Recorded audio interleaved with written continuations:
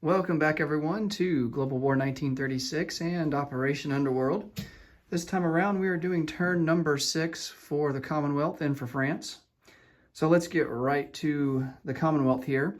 So since since the German turn and since the previous turn, we've picked up two minor controlled nations, or two minor powers, and that we control now. Of course, one of them is the Dutch, so we have a recruitment roll at 1 for them. But we also, on Germany's turn, picked up Poland. So Poland is now under our control.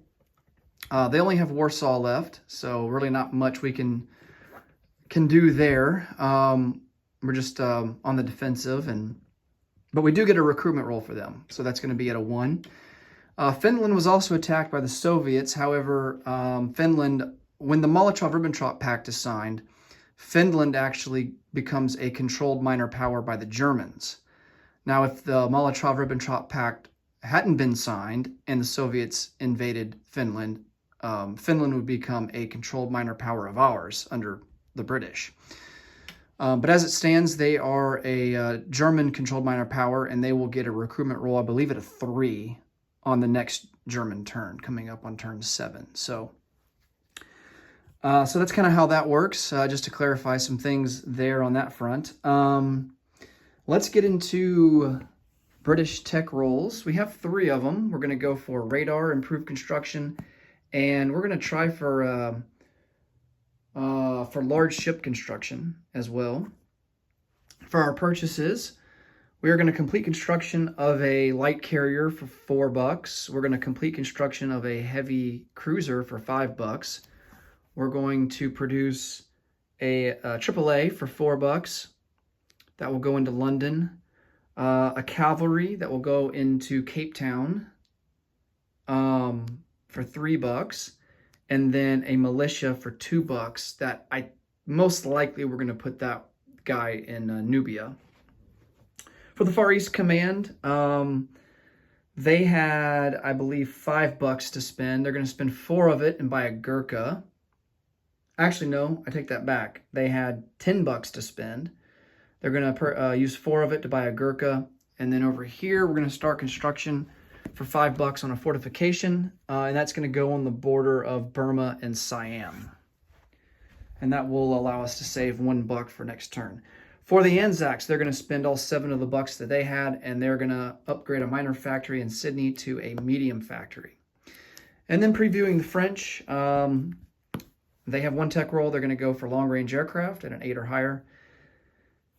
They're going to purchase 2 AAA for $8, and then for $3, they're going to buy an infantry, and all of that will go into Paris.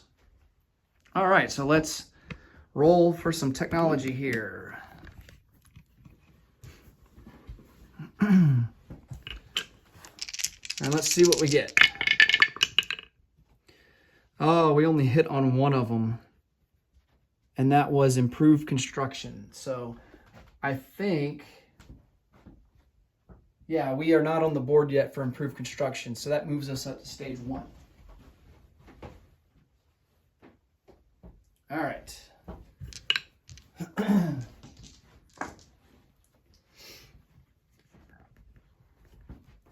Let's go ahead and do the Dutch here. So we really only have, we don't really have any non-combat moves or anything. The ships that we have in the English Channel, we're going to keep there. So let's just go ahead and do our recruitment roll. Actually, I take that back.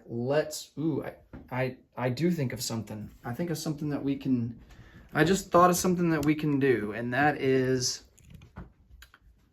we can do some convoy raiding for the first time in this playthrough. We're going to take this Dutch submarine and P-50. He's going to come up 1, 2, 3 and P-33, and we're going to convoy raid this Japanese line.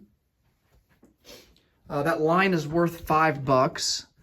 So let's get some D6 dice out here and do some convoy raiding. All right, so this is how convoy raiding works.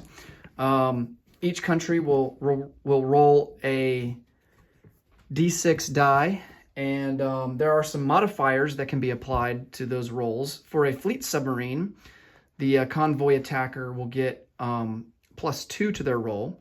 If it's a coastal submarine, it gets +1 to their roll. And then that can be further enhanced, like if you have radar.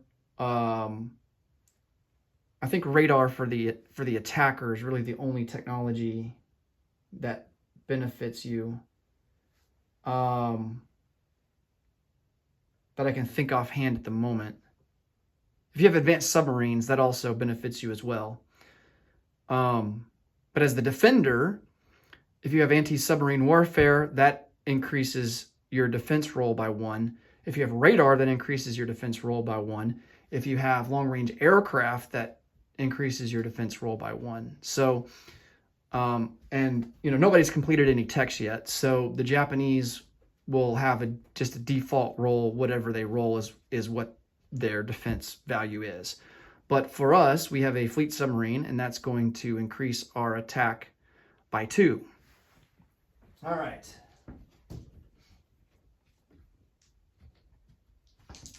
So we've got since the Dutch are British controlled, we have a British die here for the attack, and then Japanese die here for the defense. Let's see what we get.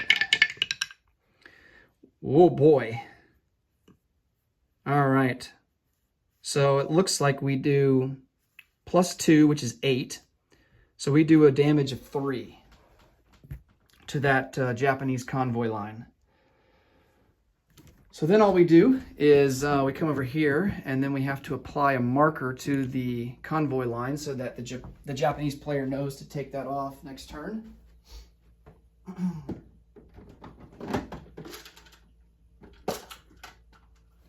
So we will put a damage marker of 3 here on that line. And then that will be applied on Japan's turn next time around. All right. Now we can do the recruitment roll for the Dutch.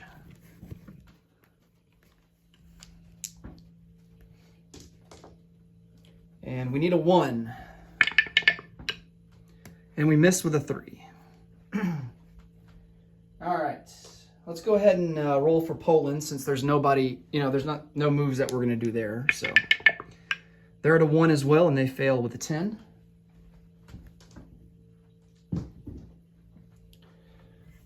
All right, so non-combat moves. I don't think we have a whole lot to do here. We mostly got everybody in position. There's a couple of things that we want to do up here in London.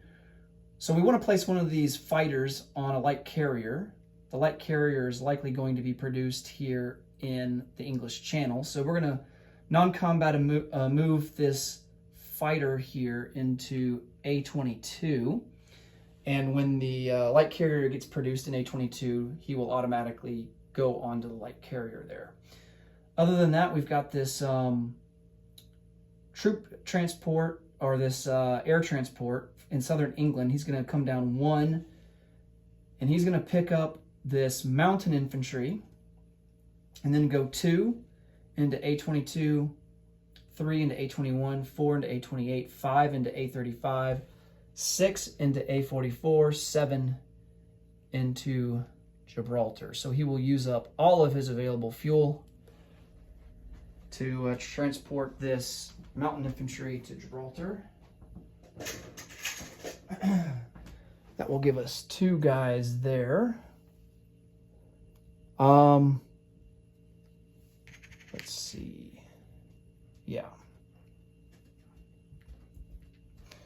Next up, we have a troop transport that's in port here in Gibraltar. He is going to pick up an infantry and a AAA, and he will 1, 2, 3. He'll move 1, 2, 3, go into port with the rest of this fleet, but drop off all of these troops into Lower Egypt.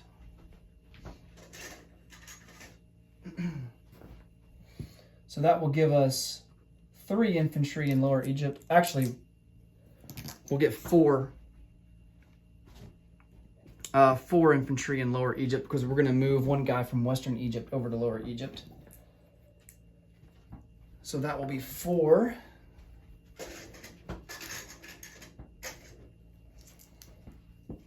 Along with a militia and a AAA. We also have a fighter there along with a tactical bomber and a medium bomber. Okay. Let me see if there's anything else here.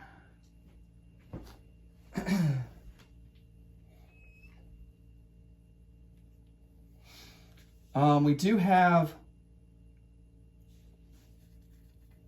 another troop transport that's in A22.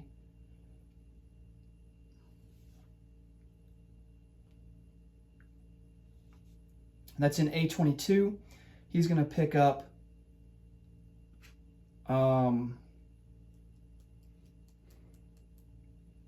he's going to pick up 2 infantry and strategic naval move 1, 2, 3, 4 and drop them off into Gibraltar.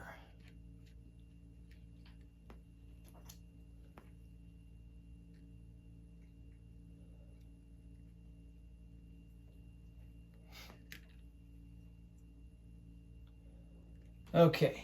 And he will go into port there in Gibraltar.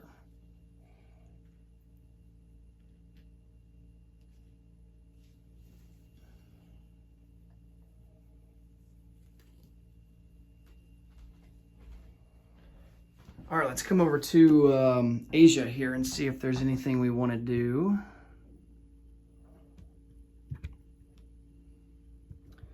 I don't think so. I think we're pretty much set here for now.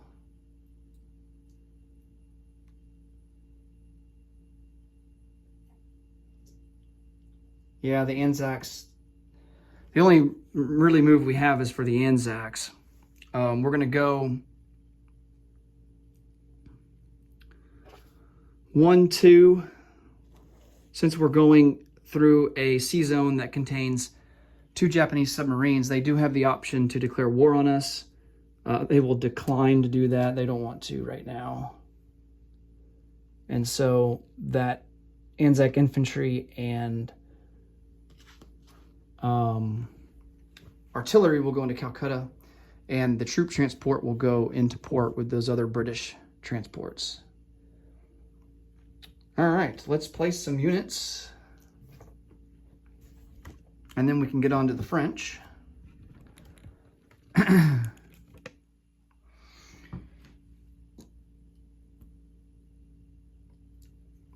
All right, so first up, our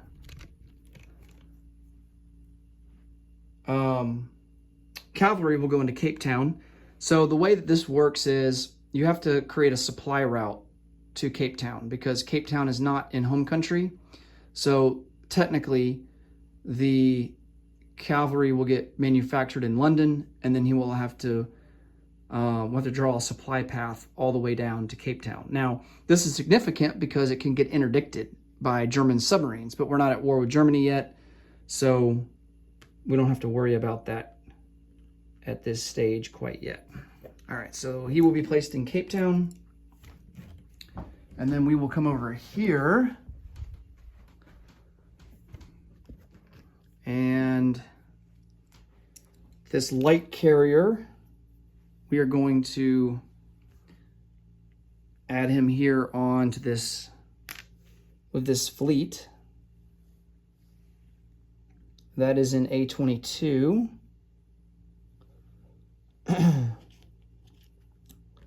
Along with this heavy cruiser. And then the AAA will go into London. So that will give us 2 AAAs in London.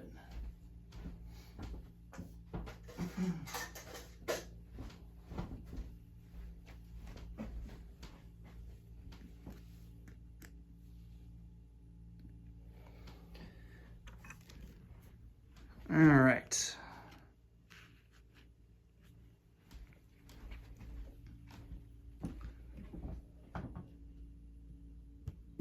Now for the Far East Command.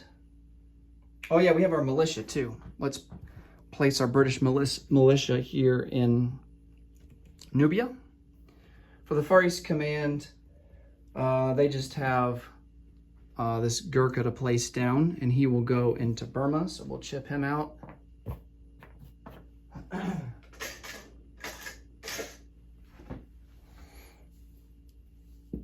And Gurkhas are special forces. They gain a +1 attack in jungle terrain, but they have to be placed along the border of the Himalayas here, the Himalayan mountains here. So they have to go either in Bengal or into Burma. So they're not manufactured at a factory.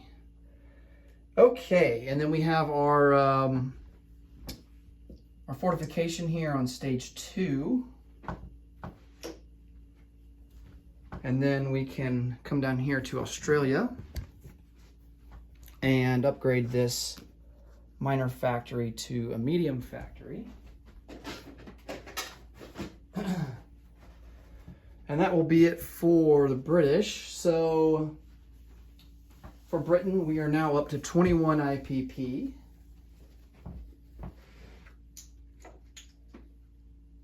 And we will have 21 to spend next turn.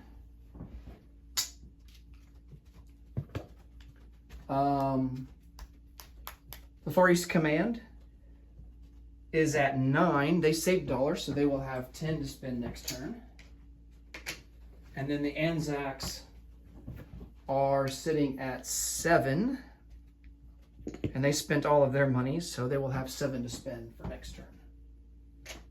All right, let's move on to the French.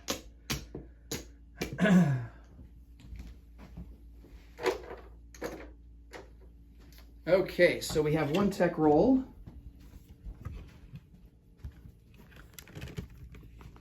And that will be for long-range aircraft at an 8 or higher.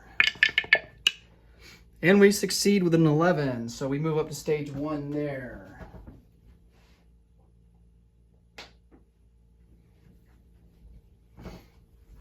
All right.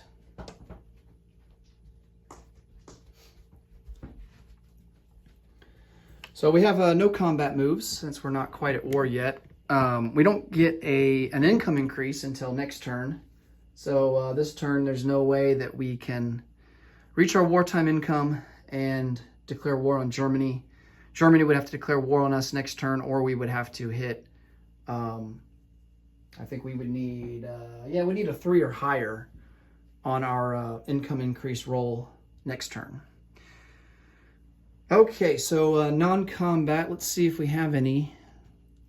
Let's bring 2 artillery that are in Paris, and they will come over and join the forces in Normandy. So that will give us 4 artillery in Normandy.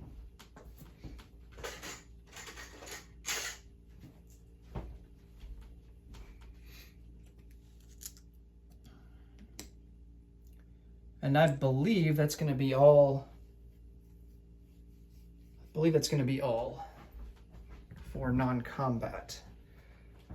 All right, so let's place down some units. We're going to place an infantry here in Paris, along with 2 AAA.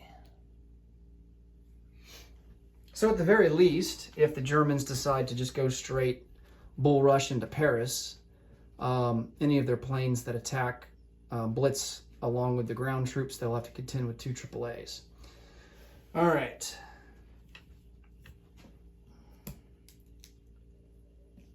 And then France will, they will collect 15. And they spent all of their IPP, so they will have 15 for next turn.